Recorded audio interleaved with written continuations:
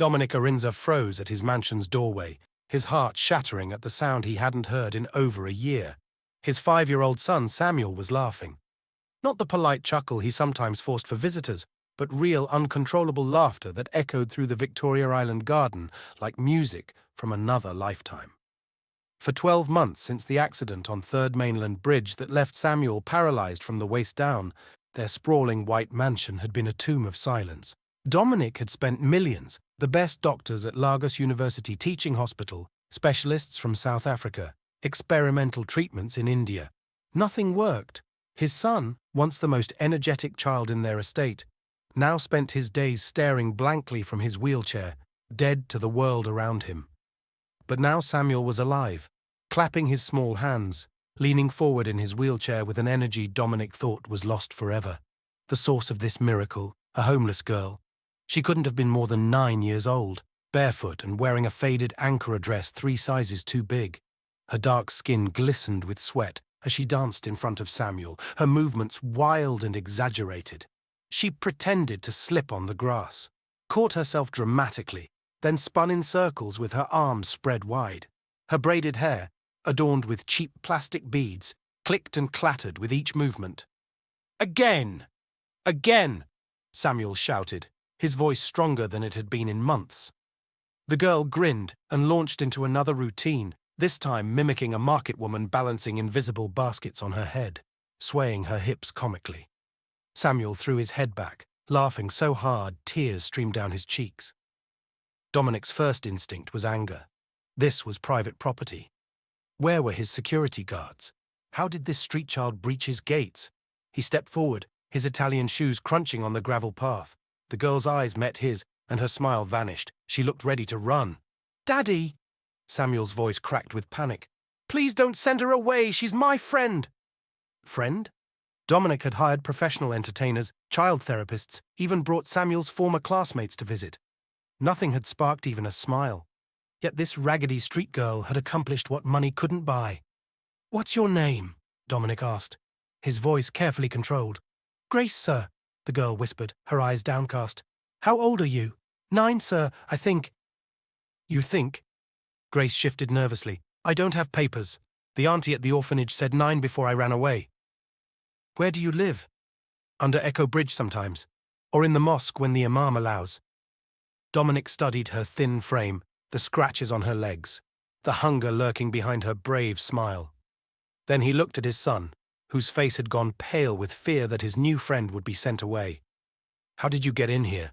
Dominic asked. "I squeezed through the hedge by the side wall. I heard music and saw him watching from his chair. He looked so sad, like my little brother before he died. So I started dancing to make him smile." "You could have been arrested for trespassing." "I know, sir, but—" Grace glanced at Samuel, then back at Dominic. "Sometimes helping someone is worth the risk." Samuel's hands gripped his wheelchair arms. "Daddy, look!" He lifted his right hand and pointed at his feet. "They're moving." Dominic's breath caught. Samuel's toes, completely still for 12 months, were wiggling inside his shoes. Not much, barely visible, but moving. "When she dances," Samuel said excitedly, "I feel like I'm dancing too, like my legs remember how to work." Dominic knelt beside his son's wheelchair, his throat tight. The doctors had said emotional engagement could help, but they'd also warned not to expect miracles. Yet here was his son, more alive than he'd been since before the accident. "Can she come back tomorrow?" Samuel pleaded. Dominic stood slowly, his mind racing. This girl, this homeless, parentless girl, had given his son something all his wealth couldn't purchase: hope. "Yes," he heard himself say. "She can come back." Grace's eyes widened in surprise. Samuel whooped with joy, a sound that made Dominic's eyes burn with unexpected tears. The next afternoon, Dominic cancelled his board meeting at his Lagos Business District office. His partners at Arinze Industries could wait. He needed to see if yesterday's miracle was real, or just a desperate father's imagination. He positioned himself on the garden's marble bench, pretending to read financial reports while Samuel waited eagerly in his wheelchair. The boy had insisted on wearing his favorite shirt, the blue one with a football logo he hadn't touched since the accident. At exactly 3 o'clock, Grace appeared through the hedge, but this time she hesitated at the garden's edge. She'd clearly tried to clean herself up. Her face was scrubbed. Her dress, the same oversized ankara, had been washed, though it was still damp in places. "Grace!" Samuel called out, his voice bright with joy. "You came back! I promised, didn't I?" She smiled, but her eyes kept darting to Dominic. "My daddy says you can dance for me every day," Samuel announced proudly. Grace approached slowly, like a cat ready to bolt. "Thank you, sir," she said to Dominic. "I won't cause trouble." "Show me what you did yesterday," Dominic said, setting aside his papers. "Show me what makes my son laugh." Grace nodded and began to dance, starting with simple movements that gradually became more elaborate. She incorporated traditional Nigerian dance steps mixed with modern street moves, creating something uniquely her own. She told stories with her body, acting out a woman chasing a chicken through a market, a man discovering his car had been stolen, a child sneaking extra meat from the pot. Samuel didn't just laugh, he participated. His arms moved in rhythm, his shoulders swayed, and incredibly, his legs showed small, involuntary movements, as if muscle memory was awakening. "Grace, where did you learn to dance?" Dominic asked during a water break. "My mother, before she died. She was a dancer at the National Theatre. She said dancing could heal people's spirits." Grace's voice grew quiet. "After she died, I danced on the streets for money. People usually just walked past, but children always stopped to watch." "What about your father?" "Never knew him, sir." Dominic watched his son teaching Grace a clapping game, their laughter mixing in the afternoon air. "How long have you been on the streets?" 2 years, sir. Since I was 7. 7. The same age Samuel would be in 2 years. Dominic couldn't imagine his son surviving a day on Lagos streets, yet this girl had survived 2 years. Over the next week, Grace came every afternoon. Dominic hired his driver to pick her up from under Echo Bridge and bring her to the mansion. The transformation in Samuel was undeniable. He was eating again, engaging with his tutors, even attempting physical therapy exercises he'd previously refused. Dr. Adebayo, Samuel's physician, was stunned during his weekly checkup. "Mr. Arinze, I'm seeing muscle response we haven't had in 12 months. Whatever you're doing, it's working. The emotional stimulation is triggering physical recovery." "It's not what I'm doing," Dominic said, watching through the window as Grace taught Samuel a hand-clapping game. "It's her. Who is she? A relative. Number she's—" Dominic paused. What was Grace exactly? "She's a miracle."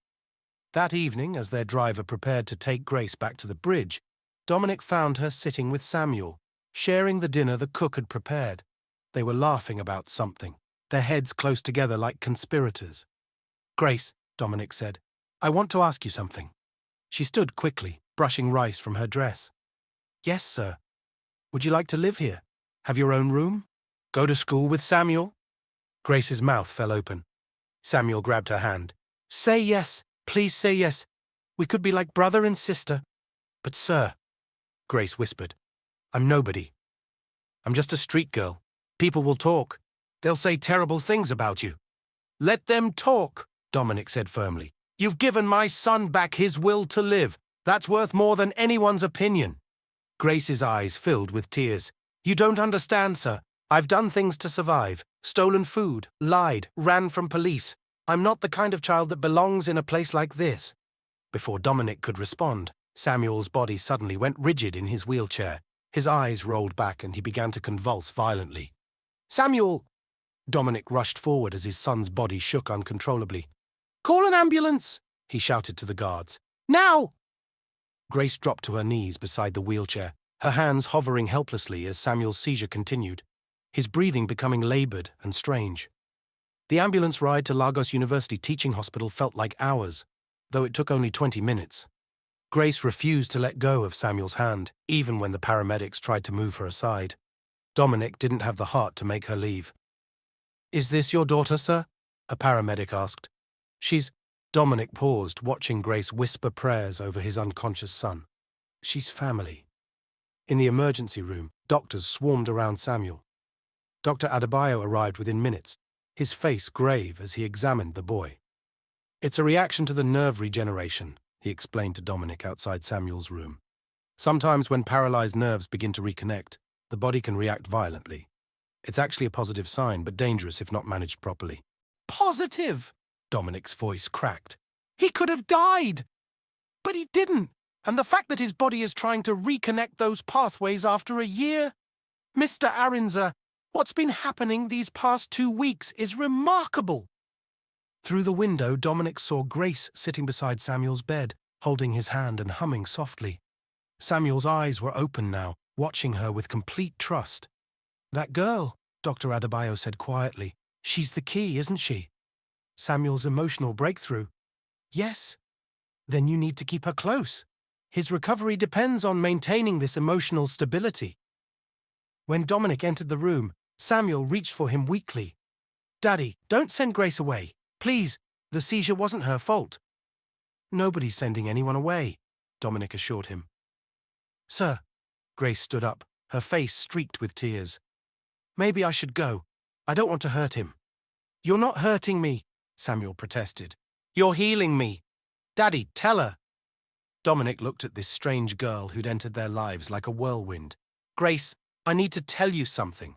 The doctors say Samuel's seizure happened because his nerves are trying to reconnect, because he's getting better, because of you, because of me. The dancing, the laughter, the joy you bring, it's literally rewiring his nervous system. You're not just making him happy, you're helping him heal. Grace sank into the chair, overwhelmed. My mother always said dance could heal. I thought she meant just making people smile. That night, Dominic made a decision. He called his lawyer from the hospital corridor. Michael, I need adoption papers drawn up immediately. Adoption? Dominic, that's a serious... A 9-year-old girl named Grace. No surname, no papers. Make it happen. The board will have concerns. Your social standing. My son is walking again because of her. I don't care what anyone thinks. The next morning, Samuel was stable enough to return home. As they prepared to leave, Dominic's phone rang. It was Chief Amadi, his business partner and childhood friend. Dominic, what's this I'm hearing about you bringing a street girl into your home? News travels fast. The entire Victoria Island is talking. People are saying you've lost your mind with grief, that you're endangering Samuel by exposing him to some homeless child who probably has diseases, criminal connections. Enough, Dominic cut him off. This girl saved my son's life. Be reasonable. If you want to help her, pay for her school fees, rent her a place somewhere else. But don't bring her into your home. Think about your reputation, your business. What will international partners think? Dominic watched Grace helping Samuel into his wheelchair, making him laugh despite the IV still in his arm. I know exactly what I'm doing. Your late wife would never... Don't! Dominic's voice turned cold. Catherine would have loved this girl. She would have seen what I see, a child who needs a home and a son who needs his spirit healed. He hung up and walked to his children. Yes, children, both of them. Ready to go home? He asked. All 3 of us, Samuel asked hopefully. All 3 of us. But as they reached the mansion, Dominic's heart sank. 5 black SUVs were parked in the driveway. His brother Anthony stepped out of one, followed by several other family members. Behind them stood Elder John, the family patriarch, leaning on his walking stick with disapproval etched on his weathered face. We need to talk, Anthony said, his eyes cold as they fixed on Grace. About this mistake you're about to make. Grace instinctively stepped behind Dominic, her small hand finding Samuel's as the family closed in like wolves around prey. Elder John's walking stick struck the marble floor 3 times, a sound that had commanded respect in the Arinze family for 50 years. The old man's eyes, sharp despite his 78 years, fixed on Grace with undisguised contempt. This is the girl? Elder John's voice carried the authority of tradition. This street child you want to bring into our bloodline. Uncle, please, Dominic began, but Anthony cut him off. Do you know what people are saying? That grief has driven you mad. That you're trying to replace Catherine with the first person who showed kindness to Samuel. Nobody could replace my wife, Dominic said firmly. This is about Samuel's recovery. Recovery? Anthony laughed bitterly. You mean the fantasy that this girl can heal paralysis with dancing? Come on, brother, you're smarter than this. From his wheelchair, Samuel's voice rang out clear and strong. It's not fantasy. Look! He gripped the armrests and, straining with effort, lifted himself several inches off the seat. His legs trembled but held for 5 seconds before he collapsed back, panting. The family members gasped. Elder John's stick fell silent. "That's impossible," Anthony whispered. "The doctors said—" "The doctors were wrong," Dominic said. "Grace did what medicine couldn't. She gave him hope, and hope gave him strength." Elder John stepped closer to Grace, who stood her ground despite her trembling hands. "Girl, who are your people? Your father's name? Your village?" "I don't know, sir," Grace answered quietly. "My mother never said." "Of course not," Anthony sneered. "Because you're nobody, a bastard child with no lineage, no family name. And you want to make her an Arinze?" "Watch your tongue," Dominic warned. "Someone needs to speak sense." Anthony turned to the other relatives. Tell him what this will do to our family's reputation." Cousin Angela, usually quiet, spoke up. "Dominic, we understand you're grateful, but there are other ways to help the girl. Scholarship, sponsorship." "I don't want her money," Grace suddenly shouted, surprising everyone. "I never asked for anything except to make Samuel happy." She turned to Elder John, her young face fierce with dignity. "You're right, sir. I'm nobody. I have no family name, no village, no father. But I know something you don't. I know what it's like to lose everything and keep living. I know how to find joy in nothing. And I know how to share that joy with someone who needs it." She looked at Samuel, her voice softening. "Your grandson was dying inside. Not his body, his spirit. I saw it because I've been there. After my mother died, I wanted to die too. But I learned to dance through the pain, to laugh through hunger, to hope through hopelessness. That's what I taught Samuel, not just to move his legs, but to move his soul." Elder John studied her for a long moment. "You speak boldly for a street child. The streets teach you to be bold or be dead, sir." "Uncle," Dominic stepped forward. "I've already called my lawyer. The adoption papers are being prepared. With or without family blessing, Grace will be my daughter." "You would defy the family," Elder John's voice carried a dangerous edge, "to save my son?" "Yes. Then you force my hand." Elder John raised his stick. "If you proceed with this foolishness, you will be cut off from the family trust, your inheritance, Samuel's future education fund, everything your father left, gone." The relatives murmured in shock. The Arinze family trust was worth hundreds of millions of naira. "Furthermore," Elder John continued, "no family member will be permitted to do business with your company. You'll be alone, Dominic, completely alone." Samuel tried to wheel himself forward, but his arms shook. "Please, granduncle, don't do this. Grace is good. She's my friend." "Quiet, boy," Anthony snapped. "This is adult business." "No." Samuel's voice cracked with emotion. "You're all talking about money and names and reputation. But what about love? What about family being more than just blood? Grace loves me. She makes me want to live." His small body shook with sobs. Grace moved to comfort him, but Anthony blocked her path. "Don't touch him, street rat." Something dark flashed in Dominic's eyes. He stepped between Anthony and Grace, his voice deadly quiet. "Call her that again, and brother or not, I will destroy you." The two brothers stood face to face, years of rivalry crystallizing in this moment. Then Samuel screamed, not in pain, but in anguish. "Stop! Please stop!" He gripped his wheelchair arms and with impossible determination forced his legs to move. 1 inch, 2. His feet touched the ground. Everyone froze as Samuel Arinze stood up. Samuel's legs shook violently, but he stood. For the first time in over a year, Dominic's son was standing on his own feet. The garden fell silent, except for the sound of Grace's quiet sobbing, tears of joy streaming down her face. "My God," Elder John whispered, his stick clattering to the ground. Samuel took one trembling step toward Grace. His legs buckled, but Dominic caught him, holding him upright. "I've got you, son." "No, Daddy," Samuel gasped, his face pale with effort. "I need to do this." With superhuman determination, the 5-year-old took another step, then another, until he reached Grace. He collapsed into her arms, both children crying as they held each other. "You see," Samuel said through his tears, looking at Elder John. "She's not just a street girl. She's my miracle. She's my sister." Elder John moved forward slowly, his weathered face unreadable.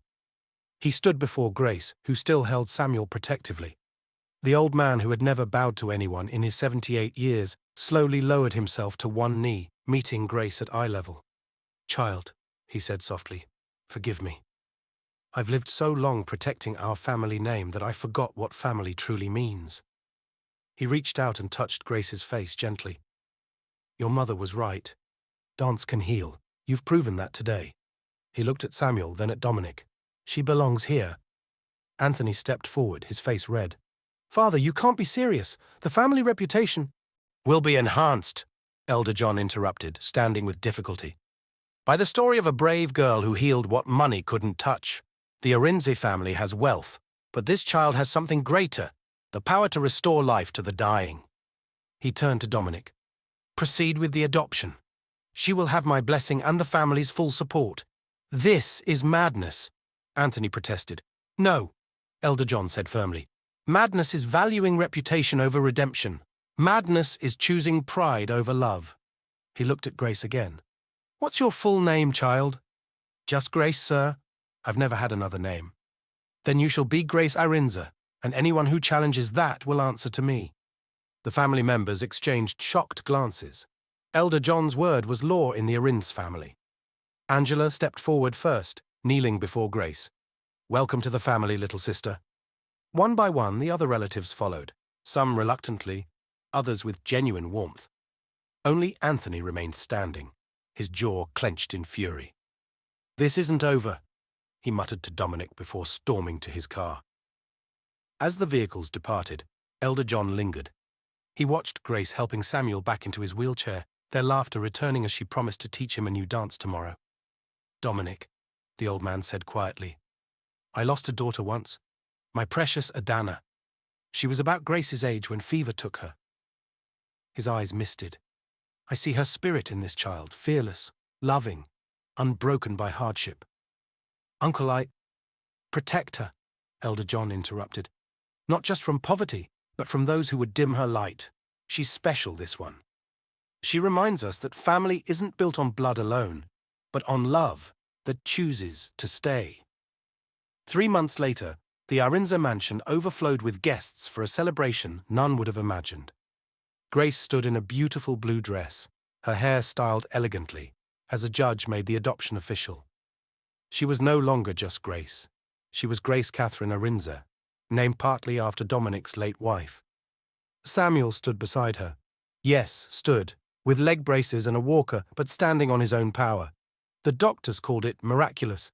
The nerves had reconnected faster than medical science could explain. "How do you feel?" Dominic asked Grace after signing the final papers.